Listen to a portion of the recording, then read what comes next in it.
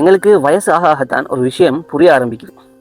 என்னன்னு சொன்னால், அப்பா அவர் பேசாத அன்பு, அவர் சொல்லாத கவலை, அவர் காட்டாத கஷ்டம். எங்களோட லைஃப்பில் இன்றைக்கி எங்களுக்கு ஒரு கஷ்டம் வரும்போது, இவ்வளோ காலம் எங்களோட ஃபேமிலியை தூக்கி சுமந்த எங்களோட அப்பா எவ்வளோ கஷ்டப்பட்டு இருப்பாருன்னு நினச்சி பார்க்காத ஒரு புள்ள இருக்க மாட்டாங்க. தன்னோட ஃபேமிலி சந்தோஷமாக இருக்கணும்னு சொல்லி தன்னோட ஆசைகளை விட்டு கொடுத்து தன்னோட பிரச்சனைகளை யாரிடமும் சொல்லாமல் தூக்கி சுமந்து சென்றவர் அப்பா. எங்களோட அப்பாக்கள் எங்களோட அதிகமாக இறக்கமாக பேசியிருக்க மாட்டாங்க. நாங்கள் அவங்கள ஹக் பண்ணினது ரொம்பவே குறைவாக தான் இருந்திருக்கும். ஆனால் அவரோட ஒவ்வொரு சாக்ரிஃபைசஸ்லையும் அந்த அன்பு இருந்திருக்கும். இன்றைக்கி நாங்கள் யார் ஆகிக்கிறோமோ அதில் ஒரு பெரிய பங்கு எங்களோட அப்பாவோட உழைப்பும் தியாகமும் தான். அம்மாக்கள் அன்பை வெளிப்படுத்துவாங்க, ஆனால் அப்பாக்கள் அன்பை பொறுப்புகளாக காட்டுவார். சின்ன வயசில் அப்பா ஸ்ட்ரிக்ட்னு நினச்சிருப்போம், ஆனால் இன்றைக்கி பொறுப்புகளை சுமக்கும் போது தான் புரியுது அவர் ஸ்ட்ரிக்டாக இருந்தில்ல, எங்களோட ஃப்யூச்சரை காப்பாற்ற முயற்சி செஞ்சுருக்காருன்னு சொல்லி. இன்றைக்கி ஒரு ஹஸ்பண்டாக ஒரு ஃபாதராக இருக்கிறவங்களுக்கு தெரியும், மந்த்லி சேலரி வந்த உடனே அடுத்த நிமிஷமே எங்களுக்கு ஞாபகம் வர்றது குடும்பத்தோட தேவைகள் தான்.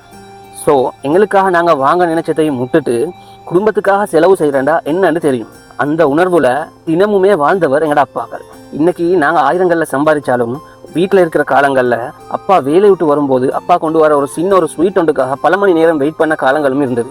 வாழ்க்கையில் எங்களுக்கு பல பாராட்டுகள் கிடைக்கலாம், ஆனால் யாராவது உங்களோட அப்பா நல்ல மனிதர், இவர் இன்னாரின் மகன் அப்படி என்று சொல்லும்போது அந்த டைம் எங்களுக்கு கிடைக்கிற ஒரு பெருமை இருக்குது. எங்களுக்கு எவ்வளோ பெரிய பாராட்டுகள் கிடைச்சிருந்தாலும் அந்த ஒரு ஹாப்பினஸ்க்கு எதையுமே ஈடு செய்ய முடியாது. இன்னைக்கு உங்களோட அப்பா உங்களோட இருந்தால் அவருக்காக ஒரு நிமிஷம் செலவழிங்க. அப்படி அவர் உங்களோட இல்லைன்னு சொன்னால் அவருக்காக இறைவன் இடத்துல வேண்டிக்கோங்க. பிகாஸ் எங்களை உயரமான இடத்துல நிற்க வைத்த மனிதர்களில் முதலிடம் எப்போவுமே அப்பாவுக்கு தான். Happy Fathers Day to all the fathers who sacrificed silently and loved unconditionally. Thanks.